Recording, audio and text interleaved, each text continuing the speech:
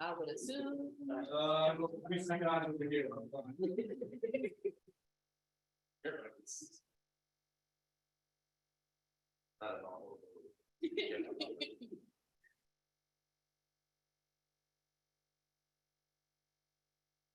Is it me and you? And two of us. Okay. Hey. Hey, Mayor. All right, good afternoon. Are we up and running, Madam Clerk? Yes, I believe so. Yes, you're right. We're live. Good afternoon, everybody. This is the Public Safety Committee meeting for April the 10th. It's a little bit after 2:00. We have a quorum present. The mayor and I are here live and in person with two committee members joining us by Zoom. So Mayor, would you lead us in a moment of silence?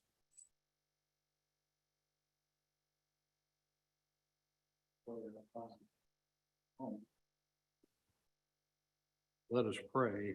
I ask God's blessings on those who've suffered yet another mass shooting du jour, as it were, in Louisville, Kentucky.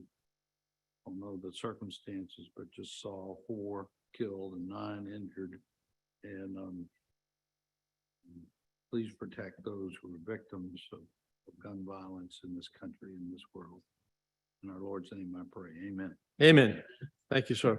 All right, we should have had the minutes from March 13th, 2023. I'll entertain a motion to adopt those minutes. So moved. Second. All those in favor say aye. Aye. Any opposed? The ayes have it. Chief Courier, you want to give us a update on item number 3, which is the fire department approval for a 2022 fire prevention and safety grant.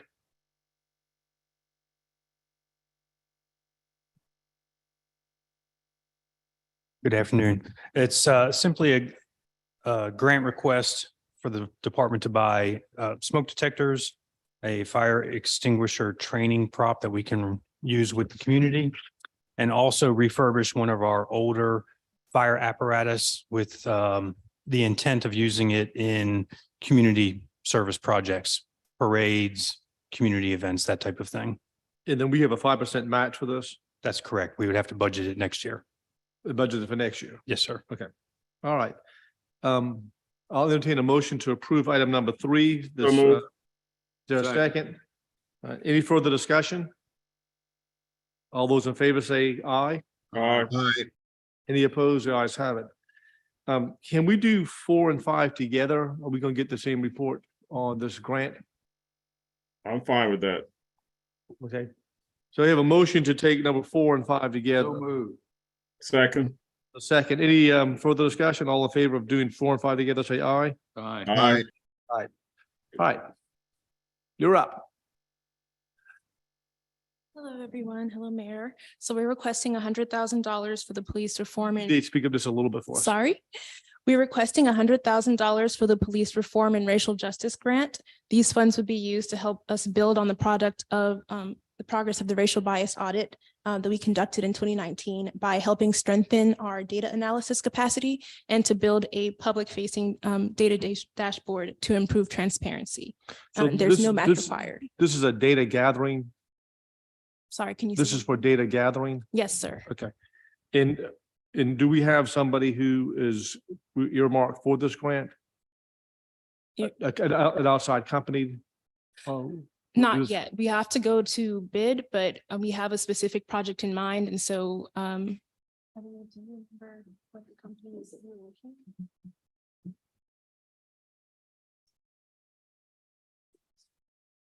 Just a research outfit, yes. okay. Mr. Chairman. Yes, sir. I may Yes, sir. interject. This is no match required by the city. We're just applying Right. for a grant from the U.S. Conference of Mayors. And I just mentioned this to ask everyone to keep on the lookout for any grant opportunities. I think I'm the one that saw this one in my U.S. Conference of Mayors newsletter, that they had this possibility, and I just passed it along and they picked right up on it.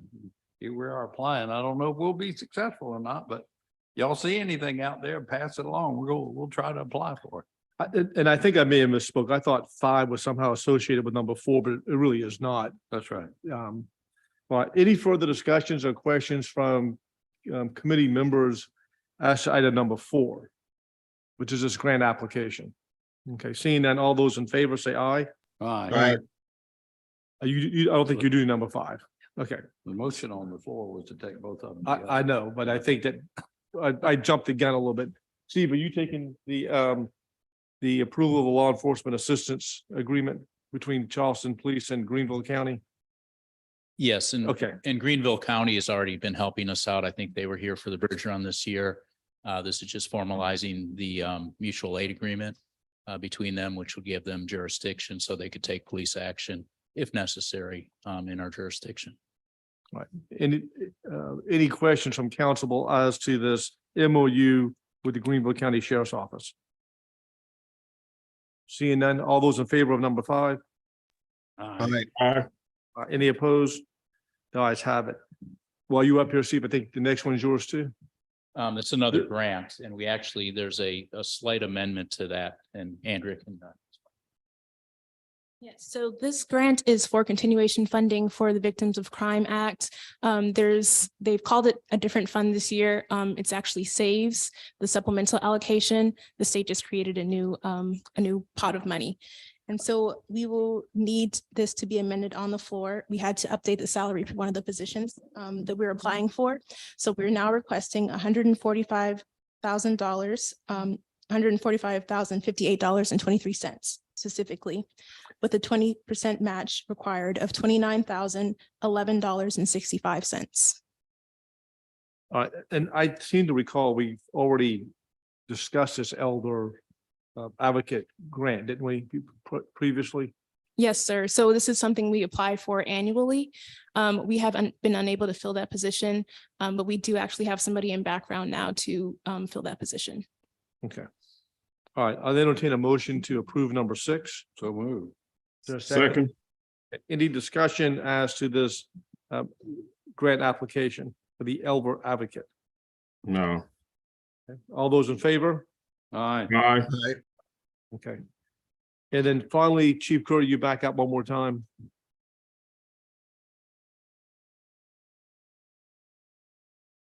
Thank you. This item is a request for the committee to adopt the fire department's strategic plan that will, it actually commenced last year with efforts that we started, would go for the next several years. And our intent is to try to get it through committee and council this week, and then come back in May and give you a comprehensive presentation on the content and how we propose to move forward.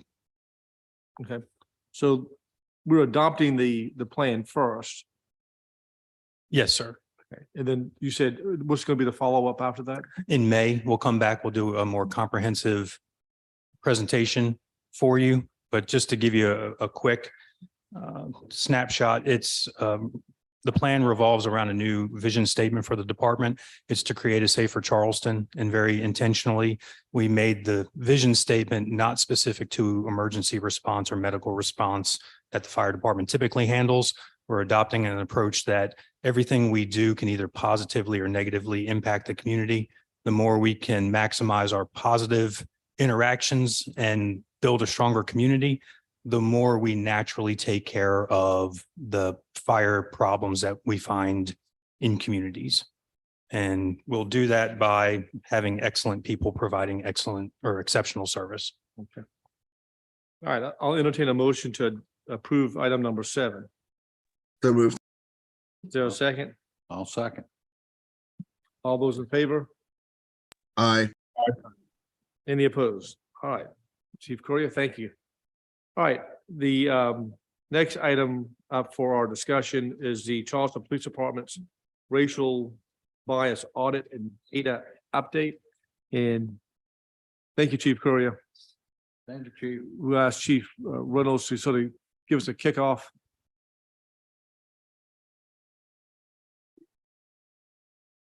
You just want to sit at one of these chairs, Chief, and talk to the microphone here? Yeah. Thank you, Steve.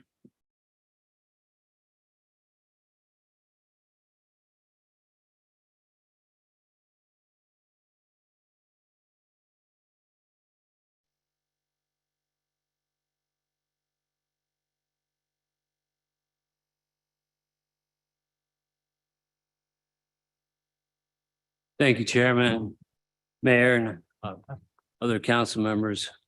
I'm just gonna briefly introduce the people that will be talking today and get started on this discussion. We're gonna focus on facts and put a frame around what racial disparities mean and what they don't mean and why it's so important that we have this conversation. These are questions that have been brought forth throughout our racial bias audit and really before that. And I don't think this discussion will ever go away. It's a very important discussion in public safety and especially in policing. We have a Director of Procedural Justice, Dr. Jill Edson, who's going to be our main presenter today.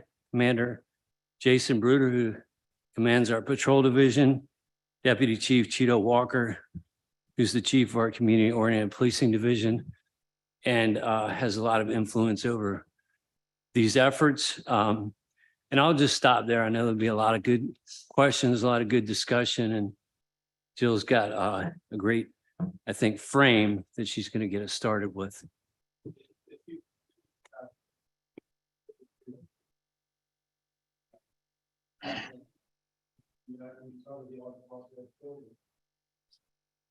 Yes, I have a slide that speaks to that.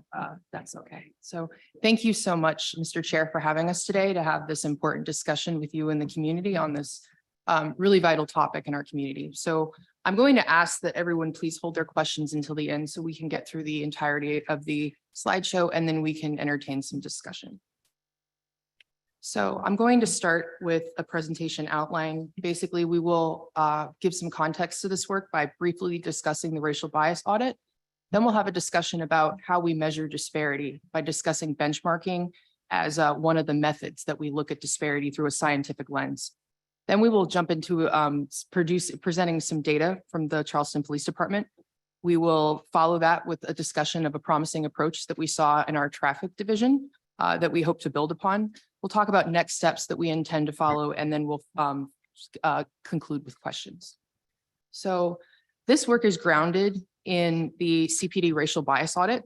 So this was voluntarily commissioned and approved by City Council and completed by CNA in 2019. The audit focused on 5 areas of import, including traffic stops, use of force, complaints, community relationships, and personnel issues. And in conclusion, the auditors recommended 72 recommendations to the department in various states of completion. Currently, we only have one that has not been implemented, and that is the assessment of the progress to date that's being done by a third-party assessor. So this work underlies the discussion that we'll have today about differences in outcomes between different groups of people. So before we get into the data, it's really important that we provide some context on the concept of benchmarking. And benchmarking is really a way for you to make meaningful comparisons between groups. It's performed in many fields. It's a relatively simple descriptive calculation that doesn't require sophisticated methods. So in policing, it's often used to look at differences in outcomes between similarly situated individuals. And so outcomes for one group are often compared to another. And this helps people looking at the data determine whether there is disparity. And I'll hand it over to Captain Jason Bruder that's going to talk a little bit about more about what we mean by disparity.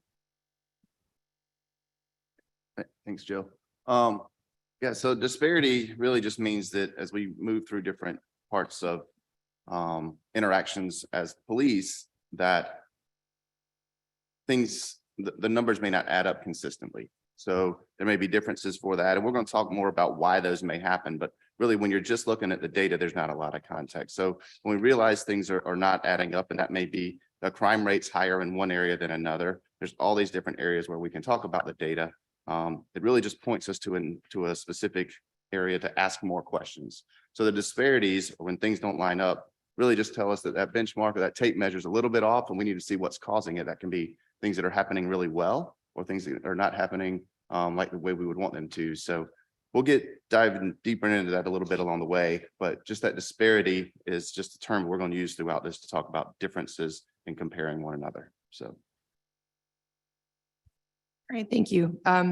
And this is the common method for assessing disparity in a lot of other fields is to use the census population as a benchmark. An example of that would be a population-based calculation, for example, examining the prevalence of COVID-19 across different communities. You know, would people of certain groups be more likely to contract COVID-19? And we did see there were differences when we were facing the pandemic and as we come out on the other side of the pandemic. However, this type of method using the US Census population as a benchmark in policing studies is problematic. But definitely don't just take my word for it. There are many studies, and I have a few up here on the slide. I've stopped at 9 of them for the purposes of people being able to see them. But a lot of studies have wrestled with how to best benchmark when we're talking about policing activities. And often in research, this is referred to as the denominator problem. So basically, what are we dividing the outcome of interest by? What's the proper reference category for people who would likely be affected by a policing outcome? And it's really difficult to arrive at a valid and reliable benchmark in this arena. And so these studies have looked at different areas of policing, including traffic stops, use of force, police shootings, searches, and stop and frisk. And one in particular that I think really sums up the issue very well was performed by 2 very reputable researchers, Greg Ridgway and John McDonald. And they basically said, and I'll read this because I think it's very important, developing an appropriate benchmark is more complicated than is presumed in media reports.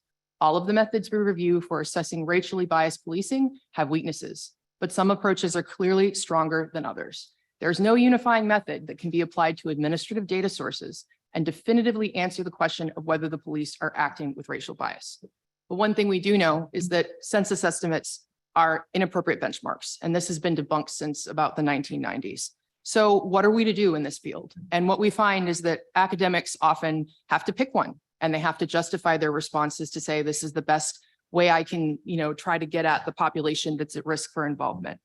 And so why is benchmarking policing? Well, one thing is that police interactions are not random. Police respond to calls for service. And since crime is not evenly distributed in space and time, neither are the police. And so all citizens don't have an equal likelihood of interacting with the police department. And so what researchers in this areas have concluded is that activity-based benchmarks are really best to assess these differences. And when I say that, I'm talking about using a preceding step in the criminal justice process to estimate the appropriate population that would be potentially experiencing a certain outcome. And so another thing that's really important to pause on before we get into the data is that the existence of a disparity does not equal bias. And this is really important because in social sciences, the outcomes are quite complex. They're affected by a variety of different processes, and often we don't have reliable data on all of these different processes. This would include institutional and societal level factors that would impact the commission of crimes that are not within the confines of the criminal justice system to affect.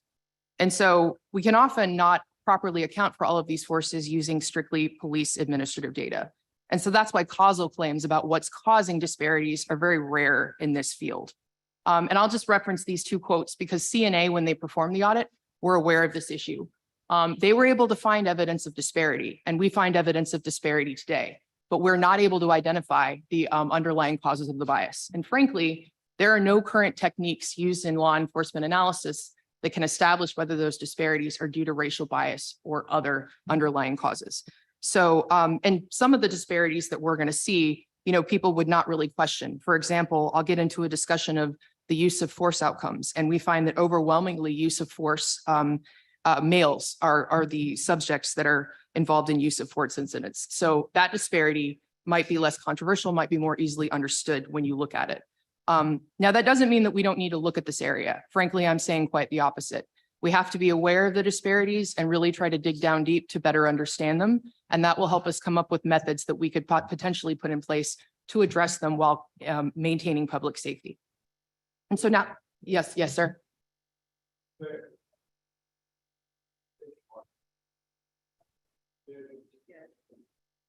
The question of the benchmarking, I guess it's just a way to measure the numbers based on some different background or backdrop. And you mentioned that activity-based benchmarks are preferred for policing. So could you give me an example or 2 of what an activity-based benchmark would be? Sure, that's an excellent question. So I'll use an example that we're not looking at specifically today, but Because people, and a lot of studies have shown this, there's differential involvement in crime based on different, group associations. I wouldn't use population to benchmark arrests. I'd be interested in looking at the descriptions of suspects, because those are the people that the police are basically looking for when they're, in an area patrolling. And so there is some literature that would support us, instead of using the population, a benchmark that basically kind of hones in more on the at-risk population. And yeah, it's basically what you're looking for when you're benchmarking is if there's no association between group membership and the outcome, then the outcome's going to be evenly distributed. And so when you see there's a difference between the outcome and the benchmark, then there might be some relationship between that group status and the outcome. So when you benchmark, if you find that the benchmark and the outcome are the same, then you conclude that group membership doesn't affect it. But in this case, we do find that there is a relationship between the group identity and the outcome. And you find that in many areas of criminal justice. Thank you. Okay, you're welcome. It's a great question. Thank you. So now at this point, let's dive into the data. So to frame the discussion, we just want to show the community that these are 11 years of data showing the differences in arrest trends over time. So the blue line is basically custodial arrests and the orange line shows the cite and release events. So the biggest dip understandably was during the COVID pandemic, but also Charleston's really been trying to reduce the number of people in its jail population through the MacArthur Safety and Justice Challenge. And so starting in around 2015, that would have had an impact. Now, it is important to say that the serious crimes are still result in arrests. However, being able to use alternate ways of addressing people's criminal behavior at the lower levels really frees up police resources to focus on the more serious offenses. And so those are the ones that you're seeing more of as we move forward in time. And so that's an important point to make, is that the department, even before we started on the bias audit, was really trying to develop more effective ways of responding to lower level criminal behavior while focusing on the more serious events that they would be called to respond to. And so now I'm going to discuss some of the CPD decision points of focus. We're going to start with traffic stops, and we're going to justify our benchmark choice for this activity. And I'll turn that over to Captain Bruder because he was instrumental in the decision-making process and picked a good one that's supported by research on how we do things the way we do things. Right. So regarding traffic stops and reducing collisions, one that's kind of nationally accepted and has been studied in the citations there at the bottom, is using not at fault collision data. So what it is two vehicles are in a collision. One of them, presumably the not at fault driver, was just by happenstance or by randomness was there. So taking that demographic data really gives us a good snapshot of who's driving on our roadways. Because again, if we were just to use the population data, that's the only the people that live here or live in that neighborhood. And quite frankly, at rush hour, they might not be driving on their own streets. They might already be at work or they may not work. But the people that are driving on our roads could be tourists. They could be people commuting into town or out, from out of town to work in Charleston. So to get a good capture of that is where we've adopted the national standard of not at fault driver. That's the common phrase we use there. So when we utilize that to look at who are driving on our roadways, it gives us a better benchmark for our driving population in the city. So. Yep, thank you. So with that in mind, we'll take a look at the data. So these data come from 2 years of enforcement. So these are from beginning in January 1st of 2021 through December 31st of 2022. We don't have the 2023 data yet, of course. And these actually were created using our field contact card data, which is an improvement. We now have a better way of reporting this activity as a result of the audit. So we are able to produce these data based on improvements that the department's made internally. And so what we see here is that over the 2-year period, there were over 20,000 traffic stops conducted, and we have those broken out by the race of the driver that was stopped. And what you can see is that pretty even percentage-wise between Black and white drivers over that period of time in terms of traffic stops. Now, when we try to benchmark the information, we do see that there is some disproportionality or a disparity that emerges. So what I have is the race benchmark. That is, as Captain Bruder mentioned, that is the proportion that we're estimating of these individuals in the driving population based on the not at fault traffic crash data. And so what we see with the risk ratio is Indicators in the risk ratio column that are over 1 indicates overrepresentation. So we would basically say that that population or that group is overrepresented in the number of stops based on their proportion of the driving population. Numbers less than 1 indicate that there's an underrepresentation, and numbers that are close to 1 means that they're about even with the proportions of drivers on the road. And so what we can see here is that during this time period, Black individuals were 1.5 times more likely to be stopped than we would expect based on their proportion of the driving population. And we have the same figure that's been created for all race groups. And we find that other race groups are actually underrepresented based on their proportion of the driving population. And the odds ratio, which is the farthest column to the right-hand side, indicates what the comparison for that risk ratio is to the reference category of white individuals. So you can see that, whites compared to themselves, there's an even odds ratio of 1. And what we find when we look at that is that Black individuals in these data were almost 2 times more likely to experience a stop than white members of this population. Hispanic, there's also an overrepresentation. They were 1.24 times more likely to experience a stop based on their proportion of the driving population than white individuals. And those that were referenced as other races were less likely based on their driving population than white individuals. Where you go? Yeah. Before we move from this, I just want to take a minute and recognize this is 2 years worth of data that, quite frankly, officers have had to duplicate their work. We realize the need for this. They've had to duplicate every time they make a stop. They're required by law to do a warning or a citation or make an arrest, but they've been doing these field contact cards just so we could have this conversation. Before the audit, we weren't able to do this. That was some of the things that were recognized in the audit, that all the information, the data was collected in different silos. They didn't talk to one another, and we weren't able to really do this type of analysis. Now that we have, and we're going to talk about this at the end, some of the other steps that we've seen after seeing this, we've created a different policy. We've made some revisions, and again, we'll touch on that at the end. But if you remember, the benchmark that we set here was to reduce collisions. Well, all of our stops of motor vehicles aren't specifically to reduce collisions. So just keep that in mind. And again, we'll circle back to that at the end, but we have many other reasons that we conduct motor vehicle stops and traffic stops along the way. So we realize that, but having this conversation, being able to present this data is a huge step forward for us. Because like I said, this wasn't available to us when they were doing the audit. Thanks, Joe. Yep, of course. Yeah.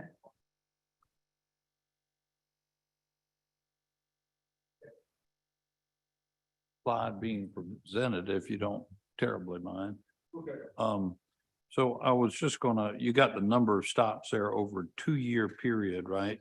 That would be the total Yes, of sir. those 4 numbers, or about 23 or 24,000, Yes, sir. about 12,000 over 2 years 12,000 a year for 2. per year, right? Yes, sir. Or about 1,000 stops per month, right? Yeah, if they evenly broke out, yes. Approximately. And you had that downward trend on the prior slide of arrest types. I was just curious, how does that 1,000 per month or 12,000 per year compared to the number of traffic stops we were making, 5 or 6 years ago? That's some of the analysis we weren't able to do. We could certainly take 6 different sets and make some presumptions that one of them is more correct than the other, but they didn't talk to one another in the way that we can do this today. There wasn't necessarily the one ticket may have a warning going with it as well. So you would double count it. And that's really what some of the issues that CNA mentioned when they were doing their audit, is that they weren't able to distinguish that. So really, to go back before 2021, we're making a lot of assumptions. And especially when you start breaking out by race, that are really starting to get questionable. And that's why we haven't gone any further back, and we had to do everything that we did to get to this stage was pretty monumental for us. And quite frankly, the officers are sharing most of that workload by doing their work twice. Great. So it really wouldn't be appropriate to go back and look back before Prior to that, just because the data would be so various. Yeah. So we're in a much better spot now for tracking all this data, is what you're saying. Yes, sir. We could not have had this conversation with any type of reliability to the data before we started this process in 2021. Thank you. Thank you, Chairman. So before we go forward, I can't see whether or not Councilmember Mitchell or Brady, if y'all have any questions at this point, No, I'm good. Okay, well, let me go back while we're stopped and ask this question. So we're talking about not at fault collisions. So a driver who's not at fault. And then the very first category you have up here is number of stops. So is the stops the same thing as the collision, the non-fault collision? I think we just need to clarify that a little bit better for us. So you got almost sounds like you got two categories up here. So how are you comparing the not at fault driver with the number of stops? Yeah, I can get into that. That's a great question for clarification. So we're not actually presenting the count of the number of auto collisions in this table. That was done to try to simplify. So the number of stops, that's the count of the number of stops that were that took place in the 2-year period. And then the column directly to the right of that is the percentage breakdown by race. So that should be close to 100. There's a little bit of data that were excluded because we don't have the race in the data. And then the benchmark. So that is basically like, that is the proportion of drivers in that racial group in the not at fault driver data. So I don't have the counts, and I would presume that there are a lot fewer than 23,000 of those, but we're basically looking at the proportion for comparison. Hopefully that helps. Yeah, I just want to make Okay. sure everybody was on the same page and understood what we were actually comparing to.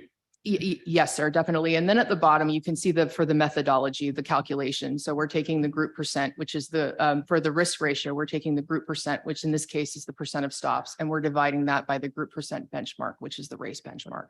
That's the risk ratio. And the odds ratio, we're taking that group risk ratio and comparing it to the white race risk ratio, or dividing it by the white.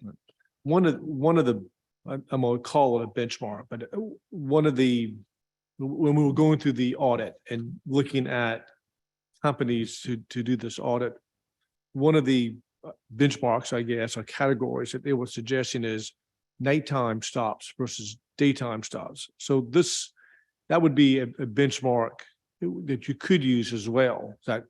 That's correct? Yeah, I think you're talking about veil of darkness, where you look at, because of the time change, you look at different things like that. It is another one. It was one of the ones that was up there on the slide that can be used, but with the way our shifts have been organized over a period of time, you're really comparing apples to oranges, because our shifts are the same officers aren't working during those times all the time. So it just makes it a little more complicated for us. And CNA also used the not at fault collision data when they compared their various versions of our stops in the audit as well. So What you're trying to do is develop a race neutral metric to do a evaluation or comparison to. well, In the non at fault stops is a number that you don't create. I mean, it just happens. So the non at fault stops is a neutral number. It's racially neutral. correct.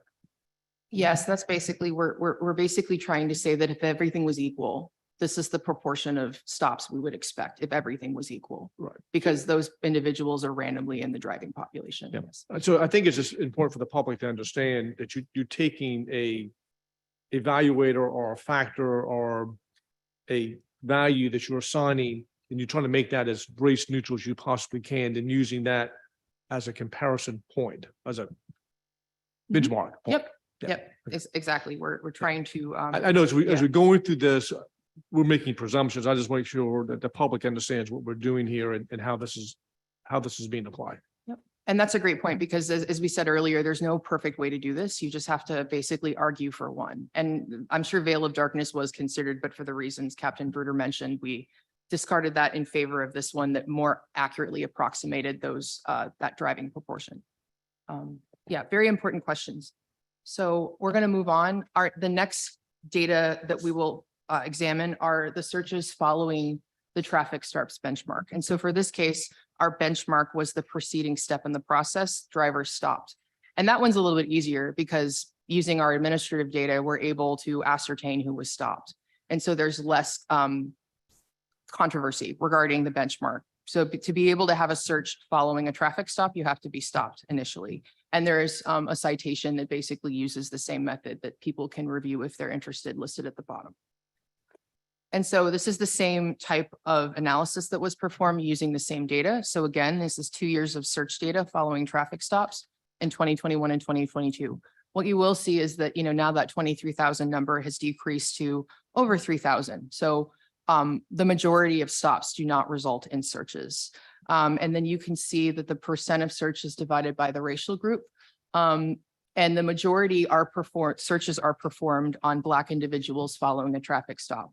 And the benchmark for this case, we've taken that over from the proportions of people who were stopped. That is our benchmark. So we've moved those data over to the middle category.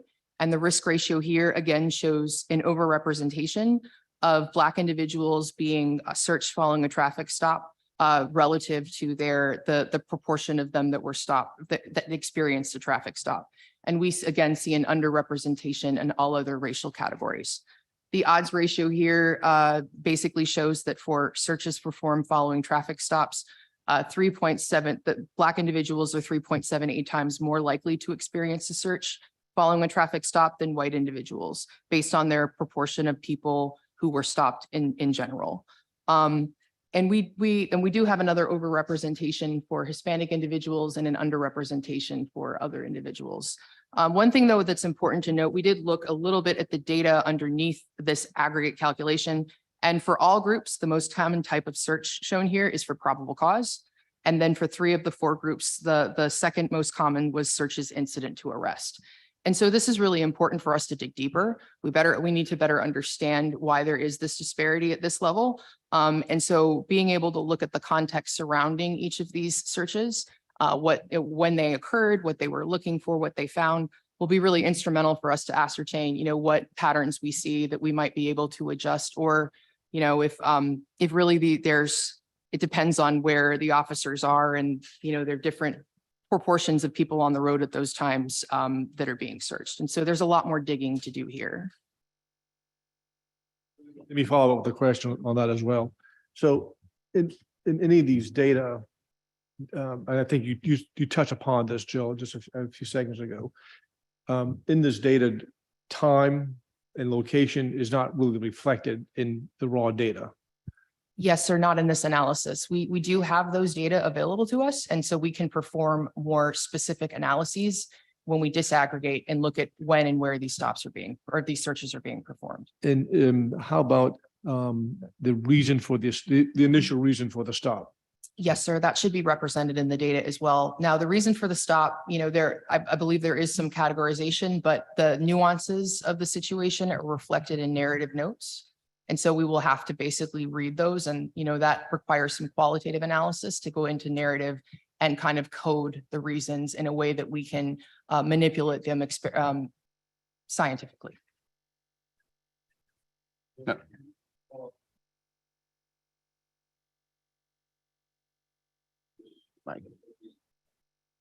Percentage difference, maybe you mentioned on both of these slides, drivers, and stops.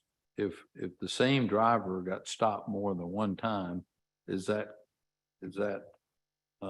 that work? That's a great question. So we're not looking at unique identities here. So if you were stopped in January and searched in January and then stopped again in March and searched in March, you would be reflected twice. I see. So the unit of analysis isn't necessary, and that's how we refer to it, is what are we counting? The unit of analysis in this case is the actual incident. And then we're attaching the race of the driver to the incident. But yes, you'd be counted more than once in this data set, because as you said, there would be situations where people may encounter this situation more than once in the 2 years. Thank you.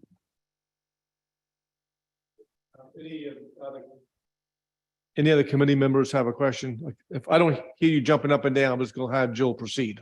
Okay. Okay, thank you. And so now we'll move on into use of force. So use of force, these data are quite complicated. There are a lot of different ways you can slice and dice them. However, before we jump into looking at some of the data, it is really important to put the frequency of use of force in context. So to give you an example, in 2021, there were an estimated over 260,000 citizen encounters that the Charleston Police Department had in that year. And in 2021, there were 404 citizens who experienced use of force within the same time frame. So what I have here is this kind of, it's not super attractive, this big gray circle, and that's meant to be a pie chart but it's hard to see because what I have imposed on it is the number of individuals based on those data, the proportion, the slice that would have experienced use of force. And it's that tiny orangey red bar. So it's just really important to keep these events in context. Really, when you say, okay, you assume that the 404 citizens would have been counted in the figure for total encounters, that's 0.15% of all interactions. And so that's a very small number. And so this is a very rare event. And when you look at the data based on the reports that the CPD puts out, the vast majority of physical uses of force were for empty hand control or restraining. And then the CPD also has a very rigorous and intense requirement that officers report uses, a lot of different uses of force that other departments wouldn't. Officers are required to report when they unholster their firearm and not necessarily use it, but when they unholster it and they point it at someone. And so these data include those instances. And so when we're able to dig down further, we will be able to kind of disaggregate and separate out the types of force that we're talking about here, because I think that the CPD's data when compared to other departments is more comprehensive than you would get from a lot of other places. And then per the CPD, the CNA audit recommendation, the use of force incident data are also a lot more comprehensive. Instead of having one report filed by the principal officer in an incident use of force of the use of force, now the requirements are that each officer write his or her own report and document the ways they used force on each individual. So we have a much richer data set that we can start looking at in the future. So the 2022 use of force data are not yet available. They will be forthcoming when the end of year report is released, which will hopefully be in the second quarter of the year. What we have here is the demographic information from 2020 and 2021.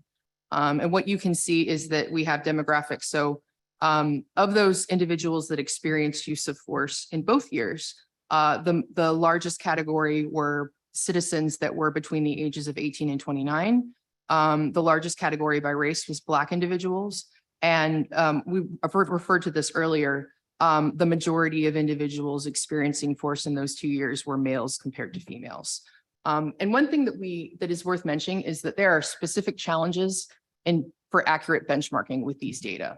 We intended to actually benchmark using arrests as the appropriate reference category for this information. However, when we started looking at the data, we realized that there were a lot of instances where the use of force was not attached to an arrest. And so that made us worry about whether we would be accurately benchmarking. So what's necessary at this time is for us to dig deeper into these data, to look at the context surrounding each incident and to see if we can further pare down which uses of force were attached with an arrest, to properly benchmark those, and then potentially do something else for those incidents that weren't related to an arrest.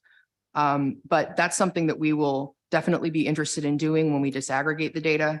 And we hope to be able to report more on the 2022 data the next time that we update this committee on our efforts. So now I'm going to shift into discussing a promising strategy, or actually I'm going to pass it over to Captain Bruder, who's going to talk about a promising strategy that he was involved with that showed positive outcomes in terms of referencing disparities, and also has positive outcomes on public safety. I'm just gonna say one thing on the last slide, real quick. If you look at, and one of the things that Jill has said consistently is that it doesn't disparate numbers don't necessarily equal bias, don't necessarily equal racism. And if you look at gender in this slide, if we've arrested 76% or stopped or whatever the number is, but in this case, it's 76% males. And maybe in this case, 22 or less percent females. And our population was, let's just say for argument's sake, 50% male and 50% female. The fact that we have disparate numbers and we're stopping more males does not necessarily mean that we're doing anything wrong. Who's actually committing the crimes? That goes back to what the denominator is and how challenging it is to create the right denominator.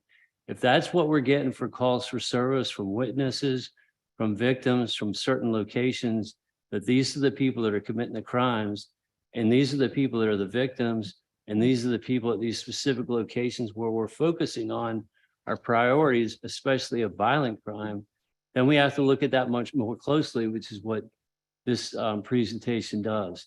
Say, okay, population is not really telling us much here. What are the other data factors that are going to be more informative, more evidence-based, more likely to get us better outcomes? Yeah, thank you, Chief. And I will just as a side note, reference the fact that since 2019, the CPD has voluntarily reported these use of force data to the FBI. They're actually making a coordinated effort to try to create a good representative national sample. So we'll have a better idea about how often force is used around the country in departments. And, you know, that's still a data gathering exercise, but this department's been contributing to that for a while now. Yes, Mr. Mayor. So as you dig a little deeper into the statistics on this, by the way, I think it's pretty amazing that you had 263,476 citizen encounters in a year. That's a pretty big number. That can involve all kinds of things, correct? In addition to the traffic stops and you want Yes, to just yes. summarize that for me real quick, and then I got a point to make. Yeah, so I believe that information. So this was part of the 2021 analysis of use of force that was produced. And I believe they're looking at calls for service and they're looking at arrests. And there's another category that is escaping me in the. Sorry, go ahead. Yeah.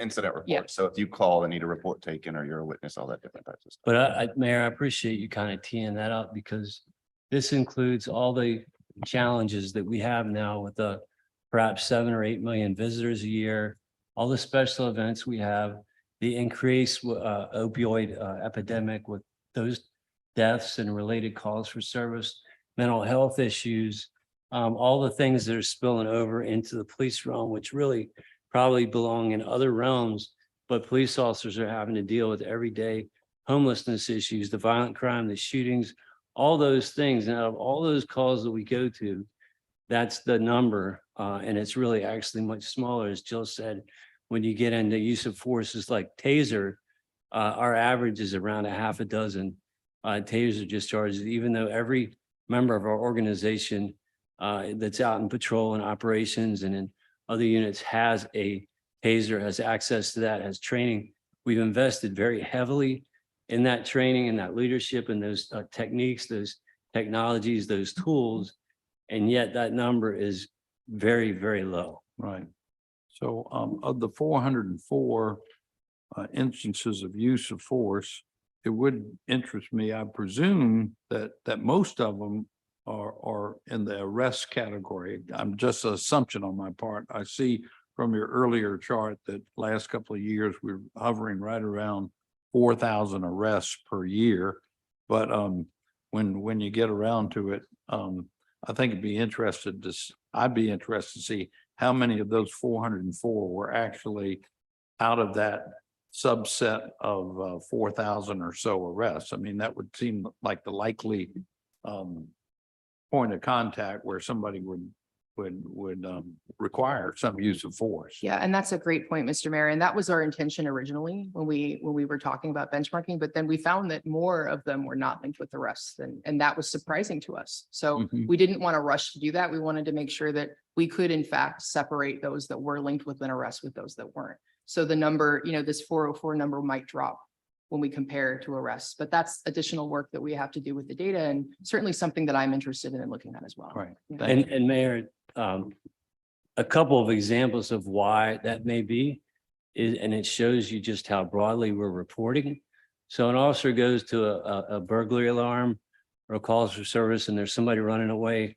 And for whatever reason, based on the lookout, based on the information they received, they pull their weapon out. Well, that didn't lead to an arrest, but we still reported that as a use of force. And there's a variety of things. If we maybe just put our hands on somebody and said, hey, you know, you had a little bit too much to drink tonight, we need you to leave the establishment, and we kind of walk them out.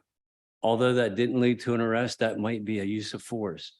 We report way more so of those 404, I'm not surprised to hear that they don't all involve arrests, because many of them are things, again, most agencies would never report, and it's much beyond what we would consider like a significant encounter where there's a physical interaction.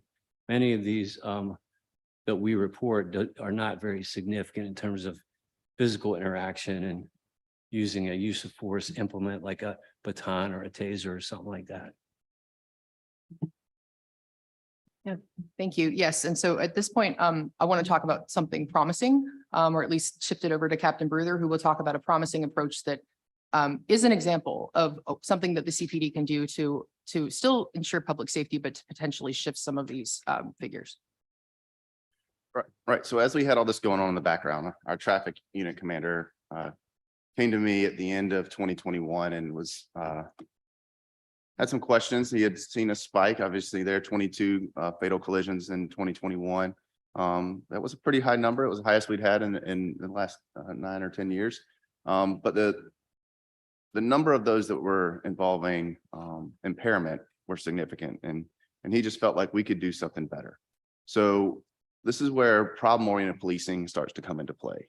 When you have a defined problem, we can then more accurately define the outcome that we expect. We can judge outputs along the way, and we can see if we're successful. And when we're done or along the way, we can track for what I like to refer to as side effects, or things that unintended outcomes that may happen along the way. And sometimes those unintended outcomes could be disparity. But as they went through this, I'll go ahead and ruin the end of the project. Well, they had 12 total alcohol-related fatalities in 2022.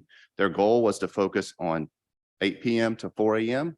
and try to have as few as possible alcohol-related fatalities. So they went out there, they focused a lot on DUIs, being in the right place at the right time, using the data, and they had 12 total fatalities, and only 2 of them were alcohol-related. And they happened to be around 9 a.m. and 11 a.m. So that was not in their targeted time frame. So they went from having about 15 the year before overnight hours to 0, just by being targeted with their efforts and being efficient with their time and their resources. These are some of the outcomes we saw in 2022. You see a highest year in the last 4 years of having DUI arrests. The impairment for the collisions there is what's reflected there, those 2. So it was just overall a great success. Well, this was specifically for the traffic unit.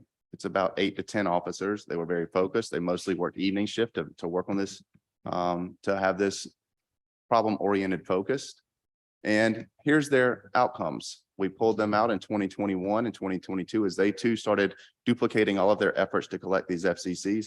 And you'll see for 2022, when they had this project in place, right at 30% of their stops were Black drivers.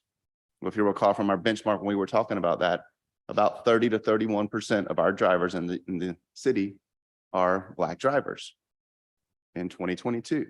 So not only were they able to target a problem, because we're using not at fault collision data, we would expect their collision data to reflect who's on the roads.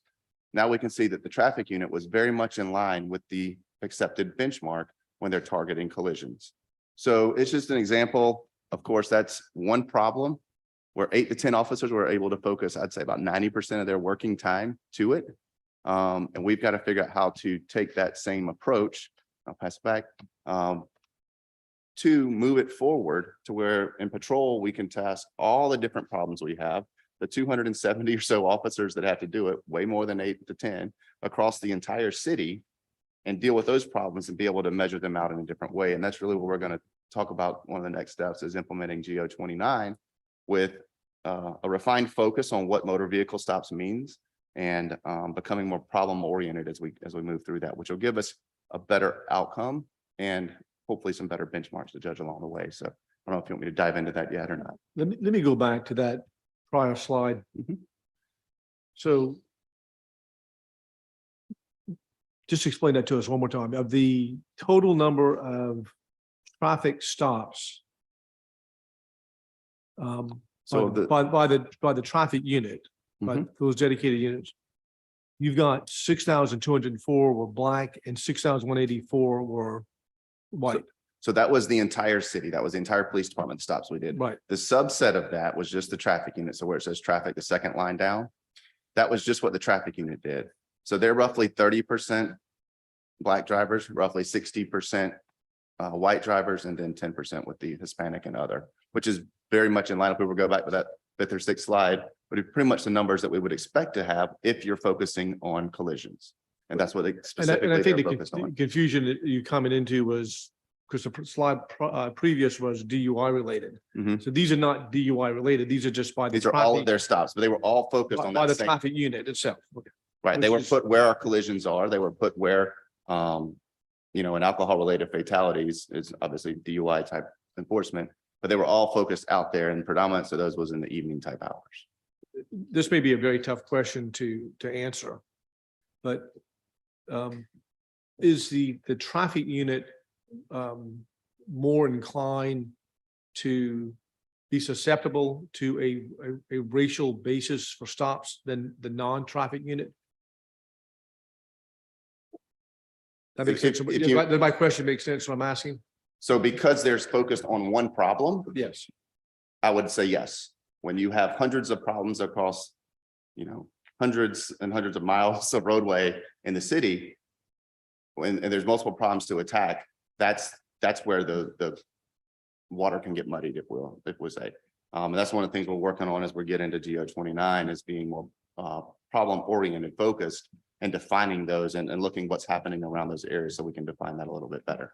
Because we talk about contextual stops. So the preconceived idea would be that if I'm in a traffic unit, that if there is a bias for stopping somebody because of race or gender, that may tend to occur in that unit as opposed to the rest of the police department at large. In other words, if we have an issue with racially stopped or racially biased stops or investigations, the argument could be made, I'm not suggesting that it is, but the argument could be made that the traffic unit would be more inclined to make those stops based on a racial bias as opposed to a non-racial bias. So I think I can take You that. follow my question and my logic? Yeah. Yeah, okay. Yeah, so the bias, I think in Jason's example that he's providing us right now is impaired drivers, alcohol-related fatalities, and being out in the city during the times and the places and the locations where we know that we're having those fatalities, those problems, et cetera. So what essentially his, and this is limited, we have a lot more work to do. This is going to take years to, continue to sort through and ask these very tough questions that you're asking. But if you looked at the violent crime issue and you said, okay, these are our patrol officers and Jason's commands patrol and he's having these conversations every day. And you say, all right, where are the victims? Where are the offenders? Where are the locations for violent crime? Well, certain areas of our city that if you look at that and you're focused on that, then you're going to have a disparate number by race. You just will, by the very nature of some of those communities where we disparately are having violence. And so your question is a good one, and we don't have a really clear answer, but I would just say it's more likely actually in the criminal enforcement or the areas where we're having a focus on violence, where we have disparate numbers in our communities and disparate numbers in our stops, disparate numbers in searches and all those types of things. You can So- take it from there. If you'd go back one more slide to that, one more, this one. And I think I caught this towards the end of your remarks. So under 2022, for example, there were 12 deaths that year from Collisions. from collisions Yes, total. sir. And only But- less than 20%. Only 20% or 2 of them were from impairment. Correct. But if you look at 2016, there were also 12 deaths. But that year, 80% of them were attributable to All but impairment. 2 All but 2. or because of Yeah, it impairment. kind of flipped. And you're telling me the primary difference was using the data, the evidence of where those crashes occurred and the time of day that they occurred, and focusing on those areas and those times of days, and you save 10 lives, eight lives by way of impairment. We would love to jump to the scientific causal factor that was there. Yeah. There's many other things that could happen in society. but Sure. We definitely believe that, I mean, this was based off research that we tried Yeah. this, we went in this direction to do that. So we're going to try to replicate it again next year. Yeah. See if it can, we continue to use that problem solving method to move Right. forward, but And wouldn't this be, Chief, something kind of a classic example of what they called ComStat of using evidence of, just like you mentioned, of analyzing where the crimes are being committed, where the victims are, and putting your resources there at the right time in order to make things safer and to save lives? It's exactly what Jason's doing every week, and Yeah. along with Cheeto and his people and Dustin and Jack. And what I will say, as I kind of back up a little bit from this, but it's very relevant to this conversation, is number one complaint in all of our communities is traffic. You know that. You hear that every day. In every community that I've ever been in, the number one complaint is traffic related. And we talk about the 3 E's: education, which is a big factor with, we think, in this, being more aware, working with the business community, messaging, Uber, Lyft, and so many other ways to bring awareness to alcohol related fatalities.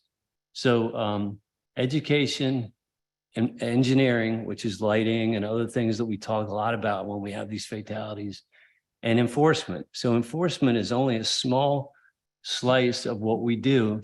We believe when we look at, for example, the opioid epidemic, and I don't want to get too far adrift from what we're talking about, but it's related.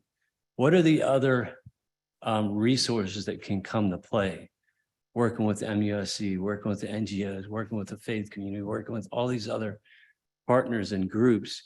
And enforcement for the opioid epidemic is but a small piece. It's a relevant piece. It's a very important piece, but it's very small. So depending on what the problems are, we really want to be smart. We want to engage as many partners as we can as possible. We've had a lot of people help us with this. Like Jason said, we really can't be too conclusive just 1 year in, but we have shifted our priorities in traffic, very substantially shifted those. And not just at night for DUIs, but in other areas where there's complaints and quality of life issues. So it's really becoming, you hear about the idea of reimagining policing. Part of that is simply allowing other groups to come in with other resources to complement what we're doing, to realize the police cannot fix and solve every single problem, and realize that there's so much to this, working with drug court and working with the different entities on the other end of the court piece of this. So I'll stop there, but there's a lot more to it than just making arrests. Thank you, Chief. Okay, good discussion. So let me move forward. So obviously, this is just the beginning of a long-term conversation. This is the starting point. There's a lot more analysis that we want to do. There's a lot more information that we want to provide to you. And here's just a brief synopsis of some next steps in this arena. And Captain Bruder referred to our recent implementation of GO29. Obviously, whenever you do large-scale organizational change, there's an uptake period that you have to allow the changes to kind of take hold, and then you start to see the differences in the outcomes. So we'll be examining, since that went into effect, maybe a little over a month ago, we still have some time to see what the impacts are. And so future subsequent analyses of this information will hopefully show some effects, or at least some associations. And it's important to note that I'm very cautious about claiming causation. But we would like to see things headed in the direction that we're looking for, which is, the stops are oriented to a problem, and hopefully they're more reflective of the driving population in that problem area. Beyond that, as you both currently know, we have an active third-party research team that's engaging and kind of looking over our implementation of the audit recommendations. So they're doing their work concurrently. One of the things that is involved with that project is engaging the community in various methods to get information from them about what they're seeing. because the administrative data that we're looking at today are only part of the story. We really need to flesh out, the community's experiences with the interaction with the police department. And also the research team is going to be looking at some of our data to try to, give us suggestions on how best to use them and, things that we might not be thinking about in terms of future analyses we can perform to further target this area. And my hope is that, going forward, we can start creating reports on a more routine basis that have this information and that break them down into different subgroups and disaggregate and look at different factors that might be related to the disparity. And again, I'll just reinforce, we're not able to basically know all the reasons for the disparity, and we can't claim that it is or it isn't biased at this stage. These data just do not allow us to do that. However, all the more reason for us to keep looking for patterns that we find, positive or troubling, and really do what we can to zero in on alternate ways that we can address the problem and then measure those outcomes using these reports. So we still have a long way to go, but we're committed to the task. And then I'll just, close, and I'll kick it over to the chief in a second to just reemphasize the 3 priorities of the police department. It still, regardless, is to reduce violent crime, to engage with the community and with youth, particularly about our impacts on the community. And, as the chief mentioned earlier, we're interested in leveraging our outside partnerships with other entities, because some of these problems may not be best solved within the policing arena. They may require a lot of other social institutions and partnerships and creative collaborative solutions to address these disparities. And we're open to that. And we're hoping that this is the beginning of a long discussion, a collaborative discussion about it, so we can continue to improve. And with that, I'm going to kick it over to the chief to just kind of close with anything he'd like to say. I think you covered it. I'll be very brief. But I will say we've had the benefit of learning from a lot of other jurisdictions from around the country, from other people that are looking at this closely, and some really good lessons and best practices, and some not so good. And I'll just bring up Philadelphia, where actually Jill came from, and there's some pretty substantial data and studies and reports that are coming out now where they saw disparity and they went about correcting that, if you will. When I say correcting, I put that in parentheses. And they essentially stopped prosecuting a lot of crimes. They stopped charging a lot of low-level offenses. And it has had an immediate and very substantial, and it's documented, impact on increasing violent crime, increasing the number of homicides, increasing the number of aggravated assaults, increasing the number of shootings, increasing a variety of other things. And so there's actually some reports on that show as these policies were implemented, crime went up and it got substantially worse. I'll just say we have not done that here. I don't think anybody would ever suggest that. And thankfully, we have not gone in that direction.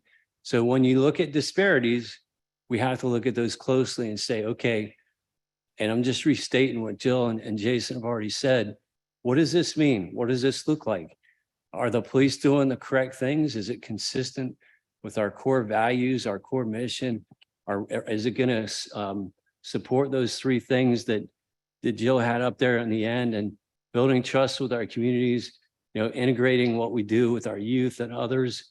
And so we have to continue to ask those questions, continue to look at it through an evidence and a fact-based prism.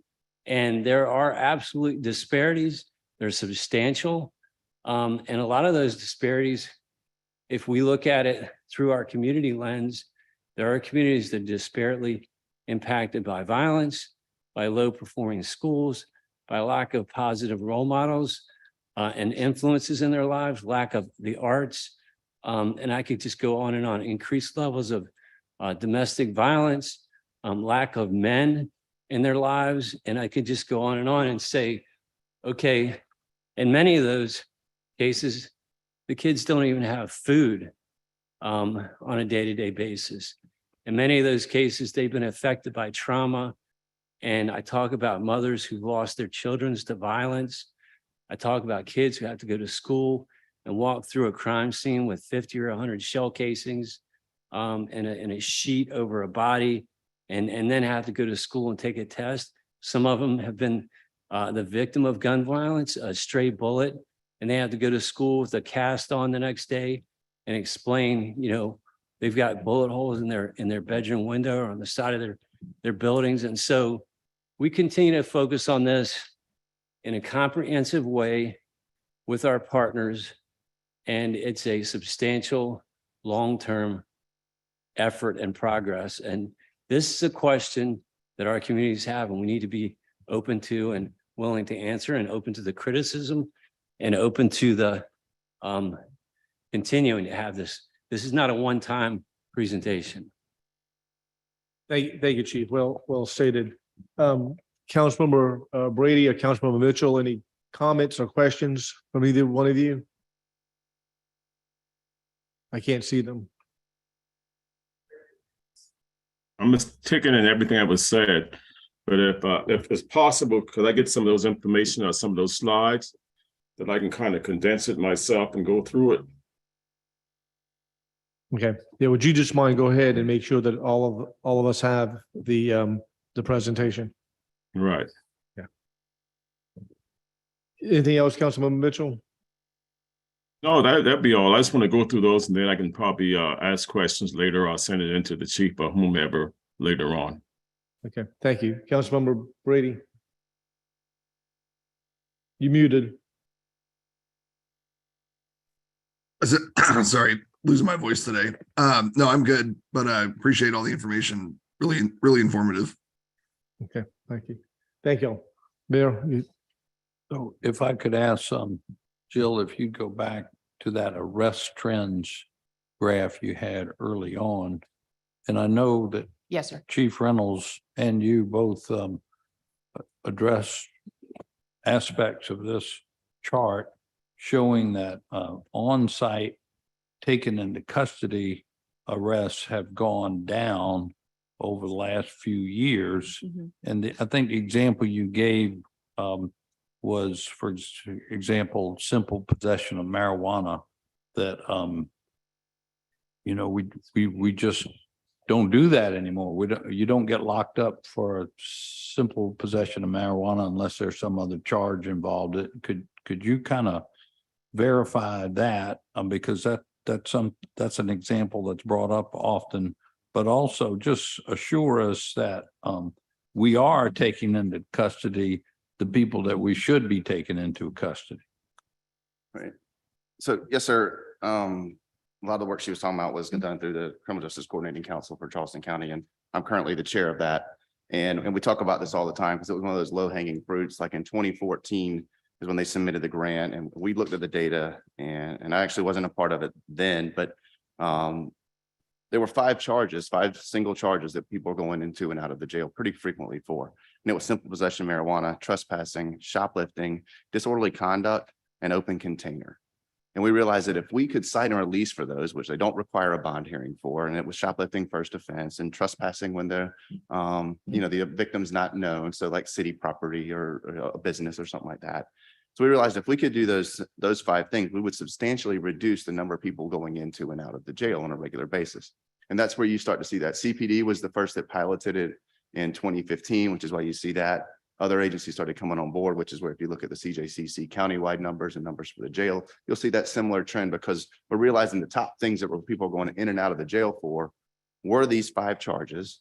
And by reducing that workload on the entire system, it was making everybody more efficient. And there wasn't a sudden spike in crime or anything like that. One of the things is we've done this through CJCC is we've always focused on the right people need to be in jail. There's just some people that need to be in jail. There are violent offenders, there are repeat offenders, and sometimes it may not be repeat violent offenders. Also, there are those as well, but sometimes repeat property type people that are committing crimes and are just general nuisances. But what we don't want in there is our mental health people, are people that are better served by getting directed to mental health, or maybe an outreach facility for housing, or some food instabilities where they could have some things there and they're not having to steal food and those types of things.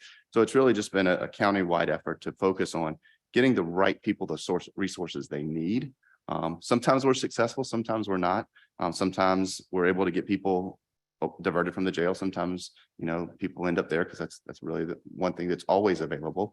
But that's really where you see that trend there. And then you start to see the orange line doesn't suddenly spike because, we're writing all these tickets. It kind of held the same. So you realize that's where, when I look at that data and I continue to see it, and I'm looking at the types of charges they are now, the number one charge people are going to the jail for are unlawful carry of a firearm and those types of offenses. So they're the more violent type stuff that we're still looking at those to see how we can better improve those cases and follow that through. But that's really what happened there. And that dip there was that we realized a better use of the entire criminal justice system. And it was just those 5 charges. So, and those were always single charges. So if you had shoplifting and simple possession, you're likely not going to get 2 tickets. You're going to go to jail. Or if you're trespassing and shoplifting, you've already been told once not to come back to that store, and then you shoplift again, you're likely going to go to jail for that. So this was just single counts of those 5 charges really is where you see that dip there. And that's consistent with most agencies across the county. Thank you. And Yeah. if I may, real quick, I just related point, because we already brought up Philadelphia, where I spent my last 17 years. Philadelphia was also involved in a similar effort to reduce the jail population. And, like Charleston, it experienced a lot of success in terms of the number. But one thing that's instructive for us is that the disparity remained the same. That, they reduced their prison population by about 40%, but the disparity was basically the way that it was. And it just speaks to how complex the issue is. And I think that it's important for us to look at multiple ways to measure success. We don't just want to look at percentages, but we also want to look at counts and volume. Until we figure out what's going on or have a better idea, if we can reduce the use of enforcement through incarceration, as Captain Bruder mentioned, while keeping the public safe, I think that's a win. And so it's important for us to consider multiple ways to measure success. Thank you.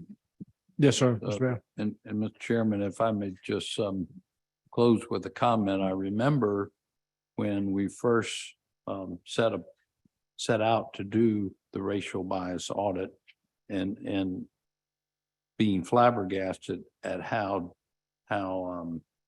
our system of tracking data did not match what SLED had and the State Highway Department.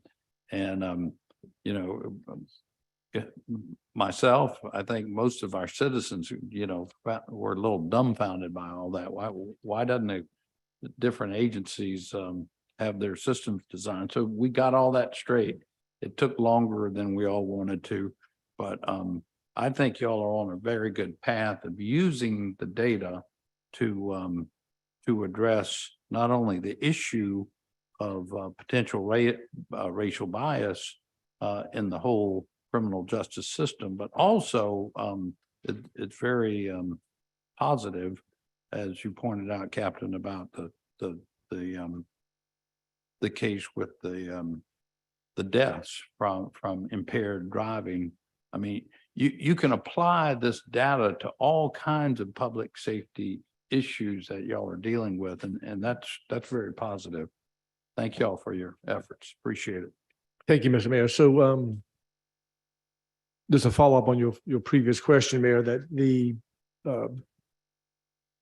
there's a coordinating council that have been working on what Captain Bruder just mentioned about these low-hanging fruits, non-violent type crimes.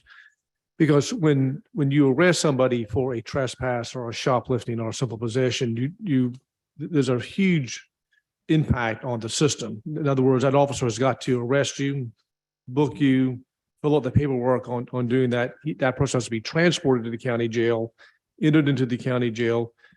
The jail then has to house that person for at least a day, bring them out, have a bond hearing, and then process them out of the bond hearing. So when you multiply that by 100, 500 a day countywide at the detention center, it adds a huge burden on the number of personnel at the jail. And then it takes that police officer or officers off the street in the meantime. So the public doesn't understand that so much as to what the real impact is. So if you can eliminate those arrests by just issuing a summons to come to court, which is going to be a municipal court or magistrate level offense, and they will get a PR bond probably anyhow, or a bond that they pay 10% on, it just makes a huge difference on the system overall. And so it's been a wonderful countywide coordinating effort to address that. And it's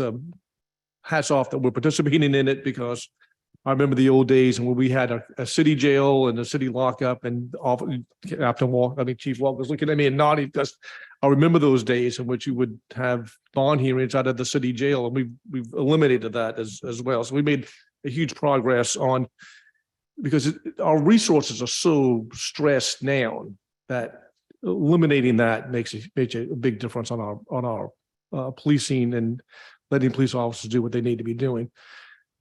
We talked about this a little earlier. What we're going through here is critically important for the public. We're being transparent as to how we're addressing this racial bias component in our community and our policing. This is, and I think the chief said this earlier, this is not an end, it's an ongoing process. But we've got a team of folks who are open-minded and are willing not to shy away from the hard questions and the hard answers that come out of those questions.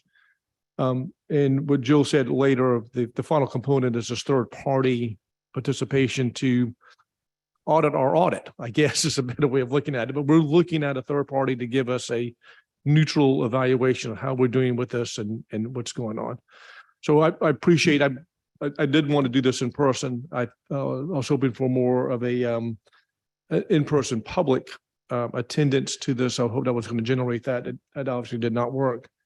But I appreciate y'all's work on this, and we'll follow up tomorrow in front of full council with a report on this process. So thank you all for your time and energy. And Thank you.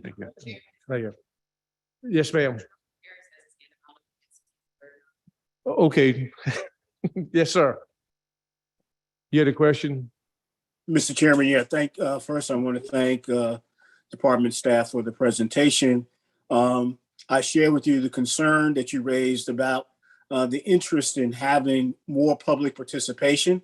I've been following this pretty closely, and I was not aware of the fact that this meeting was in fact in person with the intention of being public. I would recommend that the department and the council consider having an additional conversation where this information is presented so it can be discussed. There are a number of questions, both in terms of understanding the benchmarking concepts, the availability of data, and the perspectives that might be slightly different from what the department perceives as reality and what council might perceive as reality. That might help us all move toward achieving the goals that we all agree with as it relates to public safety.